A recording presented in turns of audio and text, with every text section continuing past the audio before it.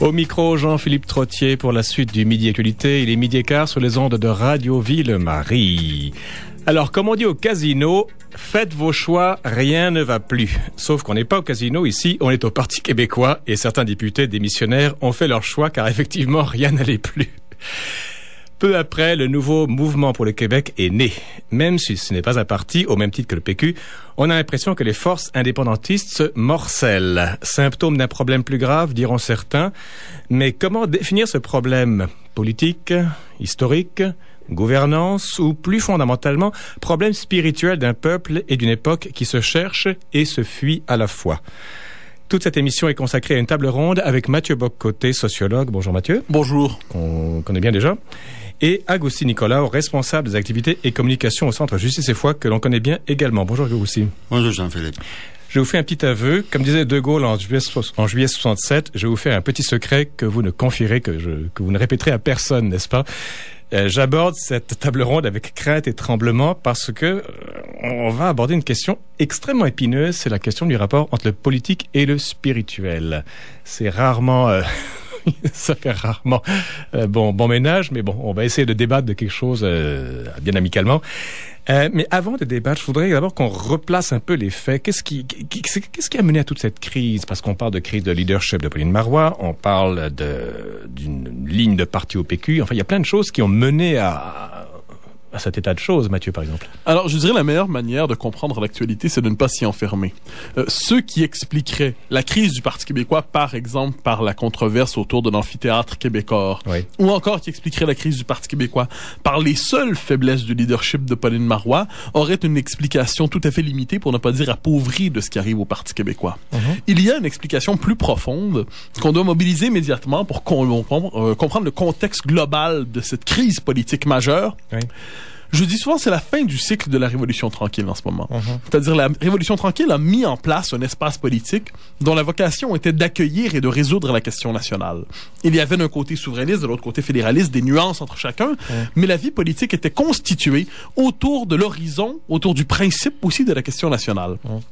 Or, nous constatons peu à peu, nous le constatons depuis 95, mais là on le voit de plus en plus, la question nationale, après deux échecs des souverainistes d'un côté, et ensuite avec l'échec de l'autre côté, du fédéralisme renouvelé à la Robert Bourassa, à la Claude Ryan, à la Benoît Pelletier, eh bien, la question nationale est entrée dans une phase de dislocation objective en ce moment.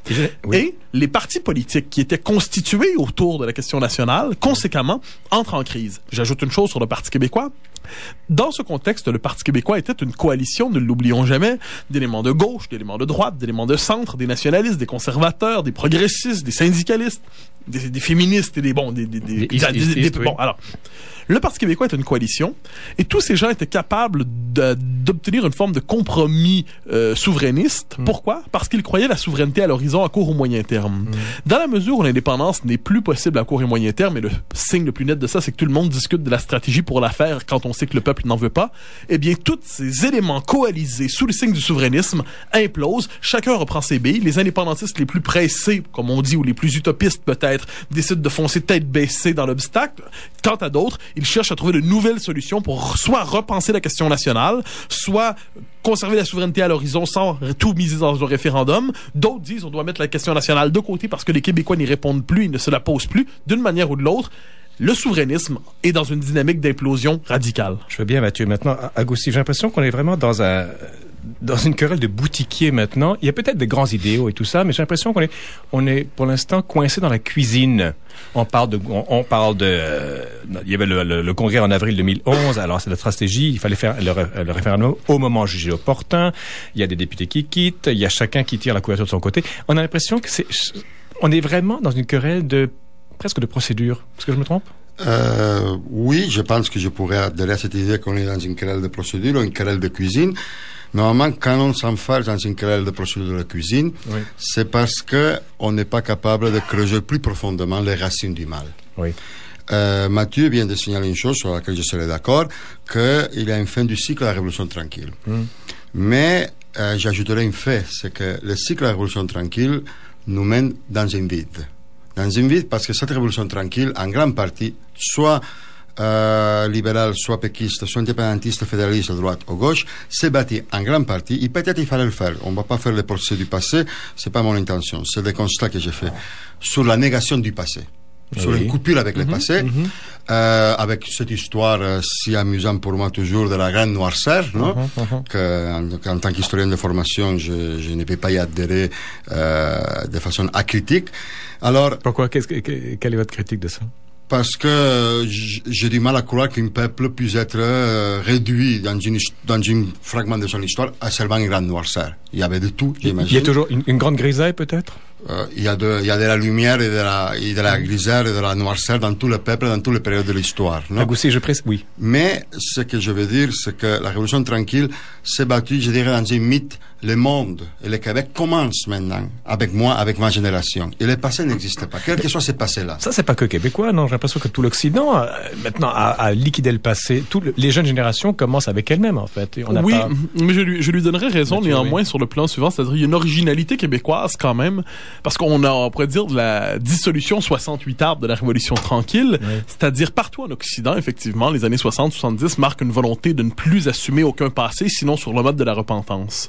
Au Québec, toutefois, cette négation du passé canadien-français est constitutif de l'identité québécoise moderne. Je dis souvent, les indépendantistes québécois ont cette grande originalité dans les années 60 de pas seulement vouloir faire l'indépendance contre le Canada anglais, mais aussi contre le Canada français. En fait, les Canadiens anglais disent, nous, on n'est pas américains, et les Québécois disent, nous, on n'est pas Canadiens français. Oui, mais j'ajouterais une chose, cela dit, c'est qu'il y a, dans le rapport à la situation politique actuelle, le souverainisme, en fait, je distingue ici de plus en plus entre l'idée d'indépendance et le souverainisme. L'idée d'indépendance traverse la conscience historique québécoise très certainement depuis la conquête, peut-on dire. Ouais. On a appelé ça d'abord la reconquête, la revanche, les patriotes, les insurrections, ça s'est appelé Louis Riel, le chanoine Groux, même Duplessis a joué avec l'idée. L'idée d'indépendance traverse l'idée du Québec, l'histoire du Québec. Le projet souverainiste, qu'est-ce que c'est? C'est l'expression politique de l'idée d'indépendance dans le cadre de la Révolution tranquille, sous un double signe, progressisme technocratique, progressisme libertaire. Donc, qu'est-ce que c'est cette espèce d'indépendance version Révolution tranquille? Eh bien, c'est une idée de l'indépendance qui ne se contentait pas de vouloir donner un pays au peuple québécois. C'était toute une vision de la société sous le signe, justement, du progressisme technocratique. J'en viens à l'idée suivante. Ce qui entre en crise en ce moment, ce n'est pas l'idée d'indépendance en elle-même seulement, c'est sa mise en forme politique depuis une quarantaine d'années, depuis une cinquantaine d'années. Le problème est le suivant. Les souverainistes, disons, non pas René Lévesque, qui lui savait d'où il venait. René Lévesque est un héritier du chanoine Groux à sa manière, d'une certaine manière, un héritier de Duplessis même d'une autre façon.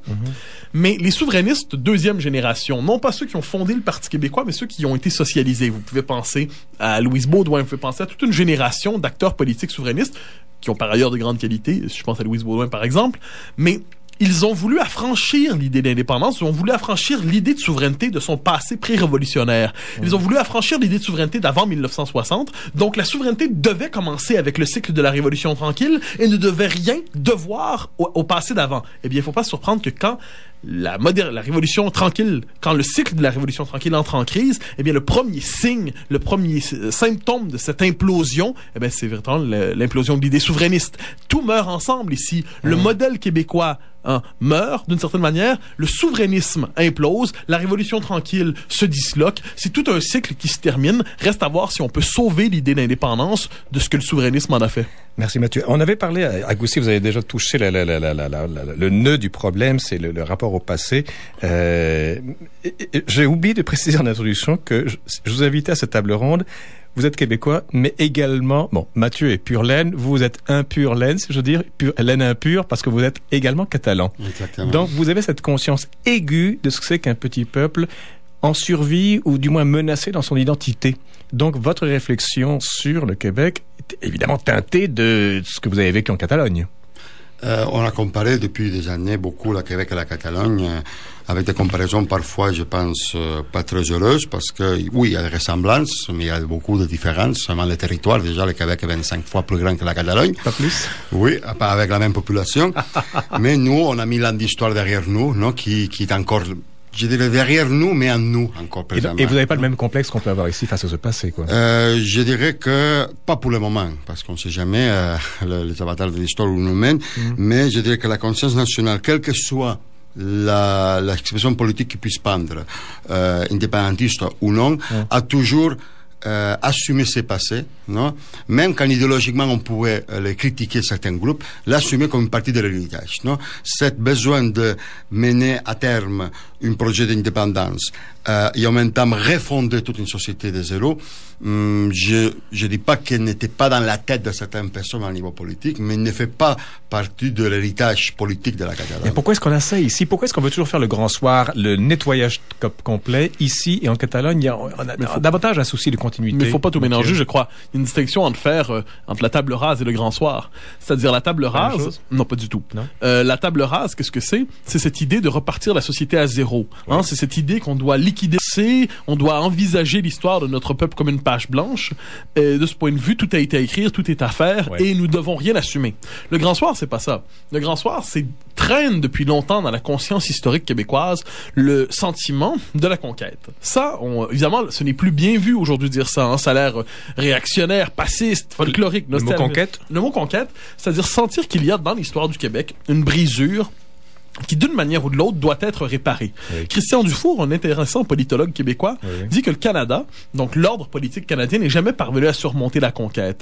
Il n'est jamais parvenu à instituer, d'une certaine manière, un rapport politique égalitaire entre les deux peuples fondateurs. Et il donnait un exemple de ça, donc très contemporain. C'est 1982, quand le Canada peut se refonder en faisant l'économie complètement du point de vue d'un de ces deux peuples fondateurs. Imaginons qu'on laisse de côté le mot conquête parce qu'il peut faire vieillot. Remarquons néanmoins qu'il y a une subordination politique du Québec dans l'ordre canadien.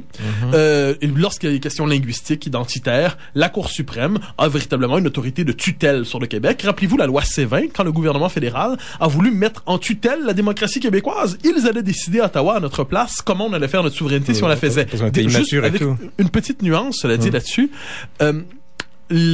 Évidemment. Donc, le grand soir, qu'est-ce que c'est là-dedans? C'est cette idée, je crois, qui traîne depuis longtemps dans la conscience collective, qu'un jour, les Québécois auront un vrai pays à eux. Pas un demi-pays, pas un trois-quarts de pays, mais ils existeront sur la scène du monde en leur nom propre. Ils n'auront plus à passer par la médiation canadienne, par la médiation d'Ottawa, par une médiation autre, étrangère, pour exister en leur propre nom. D'une certaine manière, ce grand soir, c'est cette idée qu'un jour, comme disait une fois Pauline Julien, nous serons vraiment chez nous. Mathieu Bock-Côté, vous parlez de conquête auparavant, et il y a dans votre vocabulaire quelque chose qui, à mon avis, manquerait. Et là, je m'adresse à Agustín Nicolaou.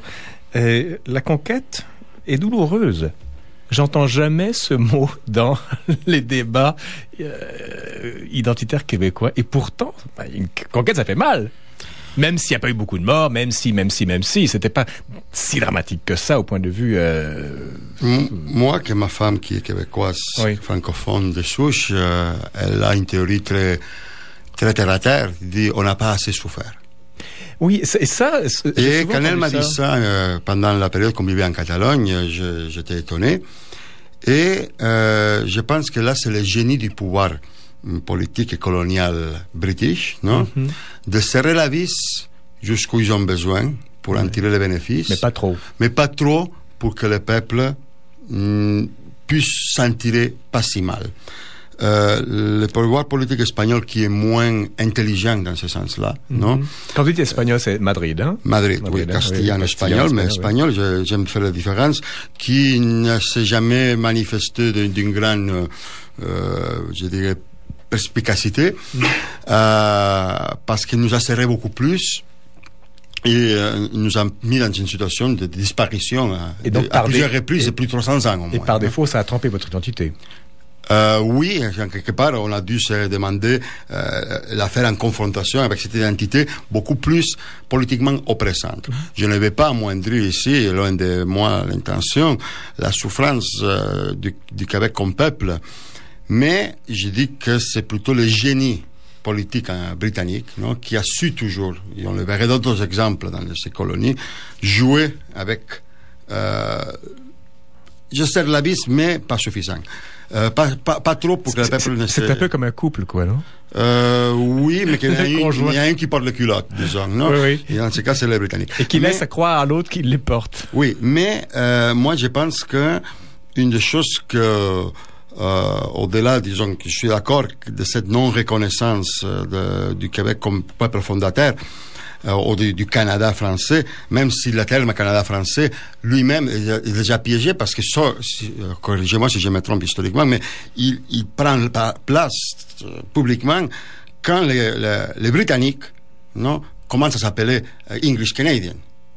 Tout à fait. Même l'appellation même de ce peuple canadien est redevable à comment l'autre se définit. Mathieu Bock-Côté, c'est vrai ça? Plus ou moins. C'est-à-dire, c'est moins lorsqu'ils commencent à se nommer English Canadians que lorsqu'ils commencent à se nommer Canadians. Donc, lorsque les Britanniques commencent à se définir comme Canadiens, alors immédiatement, ce qu'on veut faire, c'est qu'on veut marquer une différenciation. Nous ne sommes pas vous. Alors, comment parlons-nous? Nous sommes Canadiens français. Et les deux termes vont d'une certaine manière fusionner. Je crois que c'est Nicole Gagnon qui disait, en d'autres temps, qu'il fallait écrire les deux termes sans espace. Canadien français en un mot. Et qu'est-ce qu'elle disait par là? C'est que c'est une partie d'héritage. Tout cela tient ensemble et on ne sait pas exactement quoi décomposer. Ça marche plus ou moins bien. Mais revenons un peu, Mathieu Bock-Côté. Agustin Niccolò parlait de douleur. C'est moi qui avais introduit le sujet, en fait. Est-ce que politiquement, la douleur est une catégorie politique recevable ou pas? Oh oui, absolument. C'est-à-dire l'indignation, la colère, le ressentiment, tout ça, toute une manière de nommer cette douleur qui peut prendre plusieurs formes. Oui. Évidemment. Je dirais toutefois que c'est le drame peut-être du Québec contemporain actuel, à tout le moins pour les forces indépendantistes. En 1960, le nationalisme québécois naissant dispose d'un grand ressentiment, si je puis dire, à convertir en énergie politique positive. Ressentiment de l'égard de quoi et de qui? Par rapport à la conquête, par rapport au sentiment d'infériorité économique, politique et culturelle des Canadiens français dans leur propre pays. Félix Leclerc, porteur d'eau, scieur de bois, locataire et chômeur dans son propre pays. Mais avec un objet particulier de ressenti, un ennemi particulier, ou c'était l'anglais, l'église, la France, je crois que c'est une double figure, c'est-à-dire c'est la figure de l'anglais et du prêtre. Ouais. Et politiquement, ça va se concentrer néanmoins, on ne doit pas oublier ça, sur la question du Canada anglais, c'est-à-dire l'idée que dans ce pays qui est mal emboîté politiquement, il y a une nécessité existentielle à refonder le statut politique du Québec. Or ça, on l'a en 1960, ce ressentiment, si je puis dire, qu'on convertit en énergie politique positive. Et il sera réactivé en 1982 et surtout 90, lorsque le Canada anglais va refuser de reconnaître le Québec comme société distincte, même pas comme peuple, même pas comme nation, mais comme société distincte. Lorsque le Canada anglais refuse ça, et lorsqu'on voit des zozos et des zigotos à Brockville marcher sur le drapeau avec les applaudissements du Canada anglais, lorsqu'on voit le Canada anglais dans un grand moment fraternel se réconcilier sur le dos du Québec qui ne mérite même pas qu'on le nomme dans la constitution du pays auquel il appartient de force, eh bien, à ce moment, il y a un regain de cette indignation, et c'est le moment, je crois, s'il y a un moment manqué dans l'histoire du Québec, en Régis Debray écrit quelque part, je cherche à comprendre nos rendez-vous manqués. Eh bien, s'il y a un moment manqué dans l'histoire du Québec, il est là. C'est-à-dire avec les années 90-95, au moment où il y a eu un grand moment de rassemblement national possible, où Robert Bourassa aurait pu faire la souveraineté avec Jacques Parizeau qui lui tendait la main. Ouais. Et lorsqu'on a manqué ce moment, un moment où se conjuguait sentiment d'indignation et désir légitime d'exister comme peuple normal, eh bien, quand on a manqué ça, et là, on a raté quelque chose dans l'histoire. Et aujourd'hui, le problème du souverainisme, en bonne partie, c'est que le rapport au Canada anglais est un rapport désormais normalisé. Non pas qu'on aime le Canada anglais, mais on s'en fout. On a un rapport d'indifférence avec ça. Alors, on s'arrange jusqu'à la prochaine crise. Mais on va jusqu'à la prochaine crise, mais y en aura-t-il une? Et s'il y en a une, comment prendra-t-elle forme politiquement? Ça, si vous avez la réponse en ce moment, donnez-moi. Moi, je téléphonais à mes amis péquistes et on va essayer de faire quelque chose. On fera une autre table ronde avec Agustin Niccolò. On va peut-être faire une petite... On a encore 2 minutes. Non? La douleur, encore. Je reviens à ça. Mathieu Bock-Côté dit que la douleur est exprimée ici par l'indignation, la colère, etc. Moi, j'ai l'impression qu'elle est à moitié enfouie, à moitié émergée, et le bébé ne sort jamais. Je pense qu'une douleur, soit individuelle, soit collective comme peuple, peut être vraiment exprimée. Il peut avoir une portée politique au moment qu'elle a été assumée. Est-ce qu'elle est assumée ici? Je pense que non. Pourquoi? À cause des Britanniques qui ont ménagé la chèvre et le chou toujours? Parce que je pense que quand le peuple français d'Amérique a été abandonné par ses élites, a dû faire tout le possible pour subsister de la meilleure façon possible. Il a bien fait quand même. Hein? Il a bien réussi et la situation n'était pas facile. Et je pense que la douleur a toujours été cachée au Québec. Et c'est pas une douleur assumée, c'est une douleur qui, quand elle s'exprime, c'est pour la mettre dehors. Oui. Mais n'est pas l'expression d'une assumption de cette douleur qui peut être révolutionnaire, c'est une assumption d'une douleur qui dérange et qui sort. Est-ce qu'on s'y complairait ici, peut-être? Pardon? Est-ce qu'il y a une complaisance ici? Je pense pas. C'est pas une question de complaisance. Je pense que c'est une question de une certain schéma de survie, non, dans lequel on s'est installé depuis la conquête, si on veut, et on pense que parce que l'indignation sort à un moment donné. Je peux donner un exemple. Je suis très étonné de voir comment le sentiment ou la volonté indépendantiste au Québec peut jouer au yo-yo d'une façon si je dirais imprévisible et extrême. Hein? Non? Moi, je m'amuse dernièrement à dire la Catalogne a commencé son chemin vers l'indépendance plus tard que le Québec, mais elle arrivera avant que le Québec, parce qu'un pas en avant, ce n'est plus un pas en arrière. Là-dessus, on va se réfléchir un petit peu. Agustin Nicolaou et Mathieu Bock-Côté. Petite pause publicitaire et on vous revient dans 1 minute et demie. Ne quittez pas.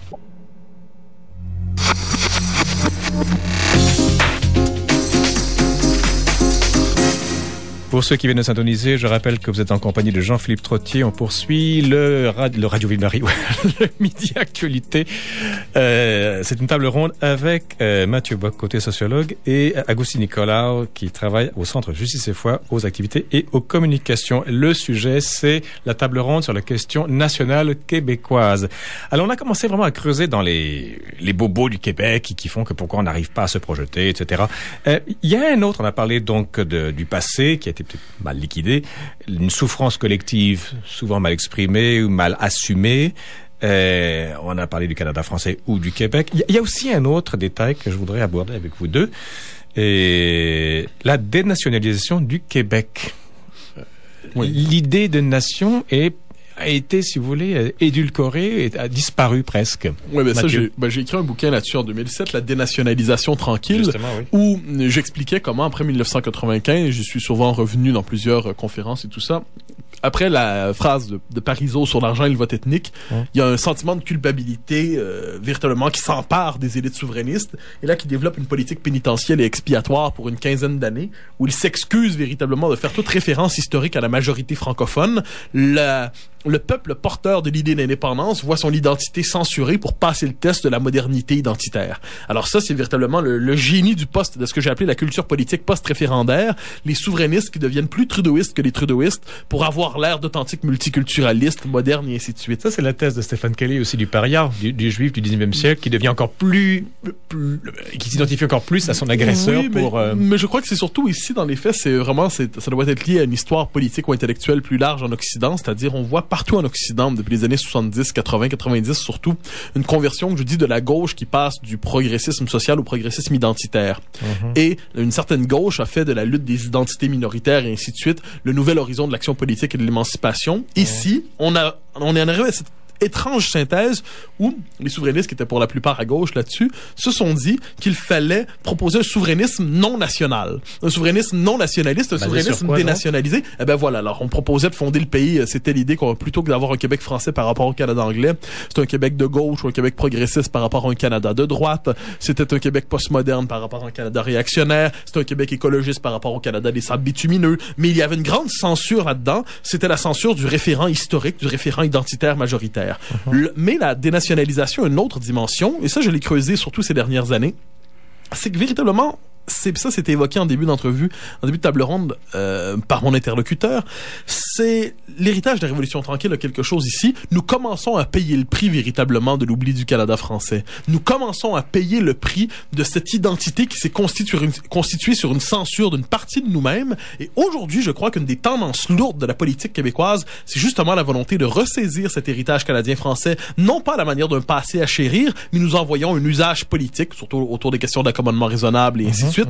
Donc nous sommes rendus au moment dans l'histoire du Québec où nous devons tenir ensemble, faire synthèse entre la mémoire du Québec moderne, qui est une mémoire de l'émancipation, et une mémoire du Canada français, qui est une mémoire de l'enracinement. Agustin Nicolaou, vous avez levé la main. Oui. Vous avez le droit de parler. Je pense que dans le processus de dénationalisation, il y a un élément aussi qui joue, c'est la perte de conscience en tant que peuple. on parle beaucoup plus de société que de peuple. C'est vrai. Non? Et ça, c'est à droite ou à gauche. Hein? Disons, c'est pas un héritage seulement de la gauche ou de la droite, c'est d'une certaine droite et d'une certaine gauche, dans laquelle la notion de peuple est évacuée, non? Parce qu'elle n'est pas objective, elle est trop fumeuse, elle est trop dangereuse, non? Et je pense que quand on évacue la notion de peuple, on évacue la notion de nation. Quel que soit le contenu ou l'articulation de ce peuple. Là, on pourra dire, c'est quoi, par exemple, l'articulation de la diversité culturelle d'origine dans un même peuple. Là, on pourra faire un débat. C'est pas le moment aujourd'hui de le faire ici. Mais je pense que c'est une notion, au moins moi, en tant que Catalan, je ne peux pas parler de la société catalane qui veut faire l'indépendance, c'est le peuple de la Catalogne qui veut faire l'indépendance. Et la notion de peuple ne peut pas être kidnappée par aucune idéologie. Ne peut pas être en quelque part. Le peuple n'est pas à gauche ou à droite, ni féministe aussi ou ça. Le peuple doit être là où il est, avec son passé qui le fonde et son horizon qui le justifie. C'est quoi un peuple, Agustí? Un peuple, c'est quoi?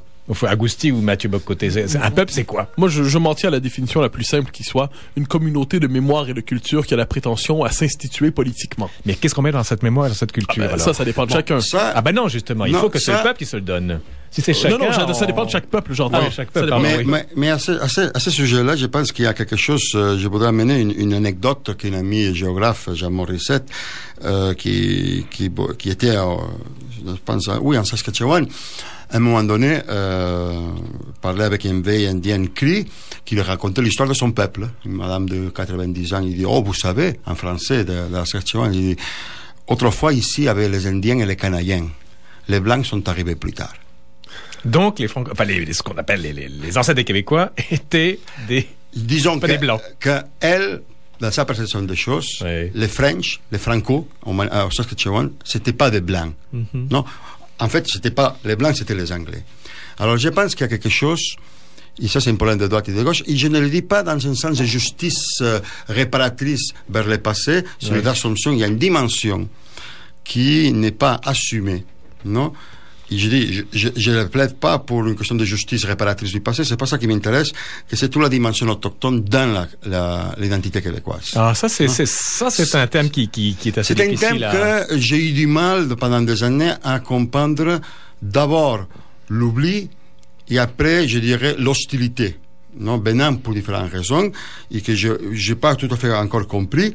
Je sais qu'il y a des éléments historiques très récents, la crise d'Oka, plus anciens du 19e, du 18e siècle qui pourraient les justifier, mais je pense que si le peuple québécois veut faire son indépendance, non, il va falloir d'une façon ou d'une autre qu'il assume cet héritage autochtone dans son héritage culturel. Vous avez vu, il y a un film d'un documentaire de Pierre Perrault, le cinéaste, qui s'appelle Le goût de la farine. Ça vous dit quelque chose, ça?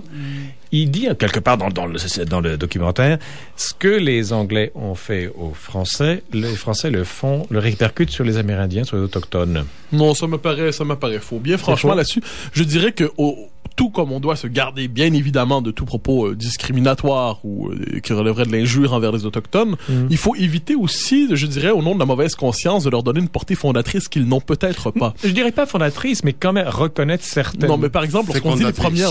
Je suis pas certain. Moi, à tout le moins, ce dont je suis certain. Je vous avouerai que sur la question autochtone, là-dessus, je me permets de m'y dérober partiellement parce que c'est une question si glissante. Hein. Il suffit qu'on n'entre pas dans les mythologies comment dire, une espèce de mythologie des Premières Nations, une forme de repentance qu'immédiatement on est classé parmi des néo-génocidaires et ainsi de suite. Je comprends Mathieu Bock-Côté. Oublions tout cela, mais il y a quand même chez les Autochtones, il y a une réalité, il y a une spiritualité, il y a une racine. Est-ce que nous, on pourrait pas profiter même de l'idée de racine qui... Je crois, mais je sais pas, c'est que là-dessus, je vous avouerai, c'est là-dessus que je confesse le fait que je ne suis pas un intellectuel complexe. Et vous avez un complexe intellectuel? Non, encore moins. Non plus. Mais je regarde l'histoire du Québec et je considère que la question identitaire, parce qu'elle existe aujourd'hui comme question politique, comme question spirituelle pour vous, bien sûr, mais vous me permettrez d'avoir mon biais singulier qui est une question politique. Vous êtes jeune encore, c'est pour ça. Oui, alors oui, c'est sûr. Mais la question identitaire, pour moi, se pose dans un moment tout à fait singulier aujourd'hui. C'est-à-dire, nous sommes 50 ans après la Révolution tranquille. Oui. 50 ans après la Révolution tranquille, nous constatons que l'identité du Québec moderne, l'identité du Québec moderne est insuffisante pour exprimer le sentiment d'appartenance au Québec. Alors, qu'est-ce qu'on va faire? Alors, voilà pourquoi je dis, il y a un retour aujourd'hui, une mobilisation de l'héritage catholique, non pas pour redevenir catholique, mais c'est la mobilisation d'une mémoire culturelle. Nous cherchons aujourd'hui à redécouvrir la vertu d'enracinement, non pas pour justement congédier la Révolution tranquille, mais pour l'inscrire dans une continuité historique. Et de ce point de vue, je crois, l'héritage du passé canadien-français, quelle est sa fonction aujourd'hui, quel est son usage? Mais vous remarquerez que les Québécois qui ne vont pas à l'Église particulièrement sont pourtant attachés, je dis au crucifix, à l'Assemblée nationale même, au baptême, mais par exemple, je le dis sur le plan plus politique, sur le drapeau, ou encore lorsqu'on dit joyeux Noël plutôt que joyeuse fête, et encore mieux que joyeux décembre. Eh bien, lorsqu'on dit tout ça, on cherche à marquer l'empreinte d'une culture, l'empreinte d'une civilisation, d'une certaine manière, par cet héritage catholique. Les Québécois aujourd'hui cherchent à rappeler ce que j'appelle leur patriotisme occidental. Mathieu Bocoté, vous avez dit enracinement, et Agustin Nicolas a réagi. Oui, parce que je suis étonné de voir qu'on puisse... Je peux partager, non pas que je partage la récupération positive de l'héritage catholique au Québec, mais l'héritage au Québec, c'est pas seulement l'héritage catholique. L'héritage autochtone est là. Oui, mais... Enfoui, non, excusez-moi, pas mais, est là. Et là, et en faire l'économie, c'est couper de notre possibilité même de libération en tant que peuple. Comment ça, pourquoi? Justement, en quoi le fait faire l'économie de la question autochtone nous coupe de notre enracinement dans notre héritage? Moi, je dirais d'une façon très simple. Disons, déjà, la survie des premiers colons a dépendu des autochtones. Et attendez, je le répète, Mathieu, je ne les parle pas dans une sens de repentance ou de réparation historique. Non, c'est pas ça la question, c'est les faits. Non, il y a eu des relations. Les Canadiens français ont eu des relations très étroites quand on parle de métis au Canada. Oh, bien sûr, bien sûr. Ce n'est pas l'anglo. Si y a un anglo métissé avec les autochtones, c'est pas l'erreur. C'est pas l'habitude. Quand on parle de métis, c'était toujours franco et indien. Et ça suffit. Pourquoi ne pas prendre positivement, au moins commencer à penser, à réfléchir, c'est pas ici qu'on va le résoudre, comment tout cet héritage, non, est agissant dans ce que nous sommes présentement. Il pourrait être aussi un élément. Pourquoi le mettre de côté? Parce qu'on veut faire un Québec seulement qui regarde vers les Champs-Élysées. Moi, je peux faire aussi qui regarde vers les rivières du Grand Nord québécois. Pas seulement vers les Champs-Élysées. Mais vous me permettrez néanmoins ici, ce n'est pas une question de censurer une part de notre héritage. Ce n'est pas une question de dire du mal des Autochtones d'aucune manière. C'est pas la question. Ce que je dis, c'est qu'il faut là-dessus faire preuve d'un certain réalisme, je dirais à la fois politique, identitaire et culturel. Évidemment qu'au temps de la Nouvelle-France, il y a un apport fondamental dans ce que sera le Québec à travers les rencontres avec les nations amérindiennes et ainsi de suite. Personne ne dit le contraire. Ce que je dis, c'est qu'aujourd'hui, en 2011, mais on aurait pu dire aussi en 1970 et 80 tout ça, la question politique fondamentale qui se pose lorsque les Québécois posent leurs questions identitaires. Vous me permettrez d'être en désaccord ici, mais il ne se pose pas d'abord la question de leur rapport à l'héritage autochtone. Il se pose plutôt la question, premièrement, de que veulent-ils conserver de la mémoire de l'émancipation de la Révolution tranquille, c'est-à-dire cette laïcité, la défense de la langue française. Ils se tournent vers le Canada français. Ils disent, que veut-on récupérer de cette mémoire du Canada français? Et là, c'est justement le sentiment d'enracinement, un sentiment d'appartenance, un sentiment d'une histoire longue. Ils se tournent vers la crise mondialisée du multiculturalisme. Ils disent, que veut-on conserver? Eh bien, ils disent, nous sommes une société occidentale. Et si dans tout ce questionnement, on peut ajouter une nuance qui n'est pas insignifiante, que vous évoquez, celle de notre rapport avec les Autochtones, tant mieux. Mais vous me permettrez d'être en désaccord avec vous pour dire que c'est le problème central sur la question identitaire aujourd'hui. J'ai pas dit que c'est le problème central, mais c'est un problème qu'on ne touche jamais, non, si ce n'est pas pour le mettre de côté. Et c'est ça qui, moi, m'étonne, en tant que Québécois d'adoption, de voir que toute la complexité de la question identitaire, chacun, non, la balaye ou met l'accent là où il se trouve. Moi, je peux me trouver dans un aspect, dans un autre, mais ça me permet pas, ça m'autorise pas à nier la personne ne parle de nier quoi que ce soit. Non. Mais maintenant, vous comprenez. Attendez une seconde. À ne pas le reconnaissant, par exemple. C'est une forme de négation. Bon, mon introduction était très prophétique, parce que j'avais dit que j'abordais cette table ronde dans la crainte et le tremblement, parce qu'on parle vraiment de l'articulation du spirituel et du politique ici. Et on voit que vous êtes l'illustration parfaite, que c'est très difficile. Vous me permettrez de confesser mon côté machiavélien ici, pas machiavélique, mais machiavélien. Oui. C'est-à-dire, pour moi, le spirituel et le politique, je trouve qu'il y a tout à fait une saine séparation à mener entre les deux. Je ne dis pas qu'il n'y a pas une forme de transcendance propre au politique, mais lorsqu'on veut consciemment, de manière institutionnelle, irriguer le politique de ce que vous appelez le spirituel et ainsi de suite. On n'a pas parlé d'institutionnel. On n'a pas parlé d'institutionnalisation. Non, mais à moins qu'on ne parle à la manière de la Marseillaise, de l'amour sacré de la patrie. Oh, bon, alors là, j'ai peut-être une petite sympathie. Mais plus sérieusement, là-dessus, je crois que la question politique, aujourd'hui, c'est ça le problème. Au Québec, on veut toujours articuler culture et politique, société politique, et on ne comprend pas la rationalité propre du politique. Attendez, laissez-moi, je suis animateur, mais je vais quand même mettre mon grain de sel ici, si vous voulez. Il y a quand même, chaque réalité doit être posée à son niveau qui lui convient. Il ne s'agit pas de mettre le spirituel au niveau du politique et vice-versa. Prenez Gandhi, par exemple. Son autobiographie est quand même fantastique et il y a une action politique, mais il le dit expressément à la fin de son bouquin, que tout cela est ancré dans une vision religieuse, on peut dire spirituelle si vous préférez. Prenez De Gaulle aussi, il y a une mystique de Gaulle, c'est pas juste un politique, c'est quelqu'un qui... Il y a une mystique de la France chez De Gaulle. Il y a une mystique de la France et qui fonde toute son action politique. Même chose chez Jean-Paul II. Chez lui, la frontière était très ténue.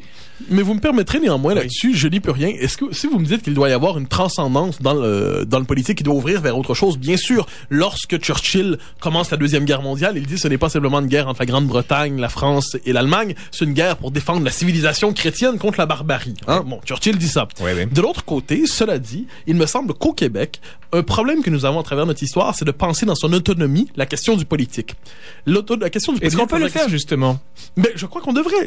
Là-dessus, je me tourne vers un auteur français tout à fait intéressant, vous me permettrez la référence française, les Champs-Élysées, Pierre Manant, qui dit... Une référence, pas plus, hein? Que la condition, j'avais déjà eu Régis Debray tantôt, deux références. Que la condition politique est fondatrice en quelque chose de la liberté de l'homme. Et par la condition politique, c'est le lieu où s'exprime justement une part fondamentale de la condition humaine, c'est l'organisation de la cité, c'est la mise en forme de l'ordre politique, la mise en forme de la cité. Oui. Et de ce point de vue, au Québec, justement, dans une époque qui marque aujourd'hui la dissolution festive du politique, la dissolution communicationnelle du politique, la volonté que le politique aussi trouve des réponses à ce à quoi il ne doit pas trouver de réponse. Le politique est pas là pour sauver notre âme. Le politique est pas là pour s'assurer de l'éternité de mon âme, non plus du fait que je suis une bonne personne. Mathieu. Il est là pour s'assurer une mise en ordre du pouvoir, de l'autorité, de la souveraineté. Il est là pour s'assurer que nous nous gouvernions nous-mêmes. Et s'il peut répondre à cette question, pour les autres, je me permettrai de les répondre dans 72 colloques supplémentaires dans mes années 80. Mathieu Bock-Côté, vous parlez de la cité, c'est un mot fondamental, mais vous avez une vision de la cité qui, elle, est surtout politique.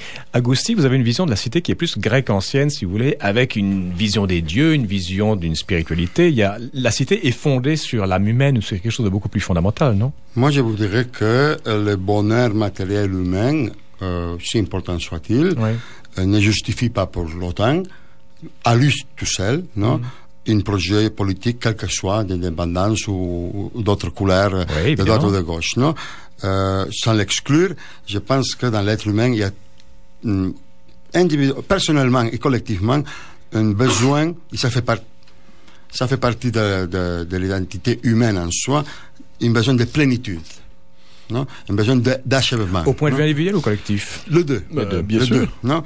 Et cette plénitude ne peut pas, je dirais, quand on enlève l'horizon métaphysique de cette plénitude, on a Staline, on a Hitler, qui devient eux-mêmes comme horizon de cette un horizon très humain d'une plénitude qui ne peut pas se parachever. Oui. Alors, je dirais, c'est clair, et je pense que c'est dans l'histoire même de l'Occident, et quoi qu'il en pense beaucoup de gens, c'est l'Église catholique elle-même qui a mis parfois l'insistance sur la séparation entre institutions politiques et institutions religieuses. Les gens pensent que c'est le contraire, non? C'est elle qui a, parfois, pour ne pas être dominée par les politiques, a voulu. Moi, je suis pour évidemment la séparation des institutions religieuses et politiques, mais précisément pour que la relation entre les politiques et les religieux puisse se produire d'une façon saine. Oui, mais la question, si vous dites que... Et dans ce sens-là, j'ai fait appel, par exemple, à Simone Veil. La mystique, là? La philosophe, je dirais. Philosophe, oui. Son grand livre, précisément, en répondant à une demande de Gaulle, l'enracinement, que le trois quarts du livre, c'est le déracinement, c'est incompréhensible sans une religion spirituelle. Et pourtant, c'est très terre à terre, ce qu'elle analyse. C'est très politique. Mais personne ne veut congédier la dimension spirituelle. Personne ne croit que la politique épuise ou que le politique épuise la condition humaine. Personne ne le croit et personne ne le souhaite. Personne n'espère que nous soyons... Mathieu, vous en faites une espèce de ballon dirigeable indépendant du reste de la réalité. Non, je constate simplement que dans notre Québec, il y a une carence de la philosophie politique politique. Il y a une carence du politique et c'est un problème dans notre histoire que cette difficulté à penser le politique. Et je dis qu'à partir de cette difficulté à penser le politique, à l'assumer, à penser la question du pouvoir, remarquez, dès l'Acte de Québec, dès 1774, les Québécois ne fondent pas leur pouvoir, on leur accorde des droits. Et dans leur histoire, les Québécois ne fondent jamais leur pouvoir sous le signe de l'autodétermination. On leur accorde des droits. En 1867, on leur accorde une province. Ensuite, et en 82, on leur enlève des droits. Donc, les Québécois ont un rapport de négociation avec le politique, mais les Québécois n'ont pas un rapport de fondation politique. Il me semble qu'aujourd'hui, dans le Québec dont nous parlons, si toutes les autres questions ont évidemment leur importance, il me semble qu'une réflexion sur l'autonomie du politique, l'importance existentielle du politique doit être menée. Il y a un côté existentiel au politique qui n'est pas que procédural, qui n'est pas qu'instrumental, qui n'est pas que problem solving. Agustin, il a quand même pas tort, Mathieu Bock-Côté, non? Agustin Nicolas. Je pourrais accéder à accepter ce qu'il dit, mais je dirais que le côté existentiel, pour moi, est seulement assumable dans une dimension spirituelle profonde. On le voit même dans l'agissement des hommes politiques. Combien d'hommes politiques, non, ou des femmes politiciennes, n'agissent pas, agissent comme, je dirais, des professionnels de la politique, non, dans lesquels pour eux, c'est important leur œuvre à eux, et non la dimension de service au niveau du peuple. S'il n'y a pas une dimension spirituelle au-delà de mon petit projet personnel de vie politique, cette donation n'est pas possible. Mais encore, il faut que la notion de peuple revienne, non, comme élément capital au Québec, parce que même toute la solution politique que Mathieu nous parle, dans une notion de société, elle s'est dilue. C'est la notion du peuple que pour moi c'est important. Agustin Nicolas, Mathieu Bock-Côté, il nous reste 2 minutes. Je vais vous poser une petite question d'enfant, très simple mais très compliquée, qui est la même question que je vous pose depuis presque 1 heure. C'est quoi le goût du Québec? Et quand je dis le goût, dans la bouche, est-ce qu'il y a quelque chose, est-ce qu'il y a des symboles? Et quand je dis Québec, qu'est-ce qui vous vient en tête? En quelques secondes comme ça.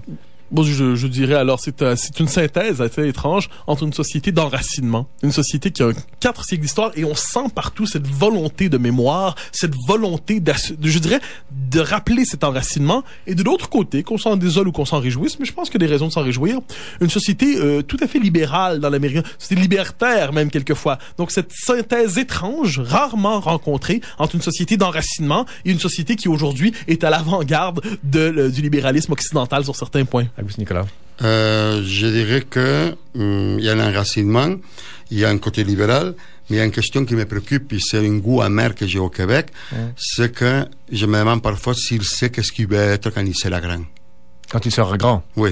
Ça, c'est le processus on est adolescent encore, c'est ça? Moi, je pense que beaucoup des agissements, même à niveau intellectuel et politique, pêchent encore trop d'une certaine adolescence dans, je dirais, un comportement trop jovialiste. Mais je dirais 20 secondes. Il y a au Québec, je crois, c'est une chose que je m'en serais voulu d'oublier, il y a aussi un vieux désir de durée.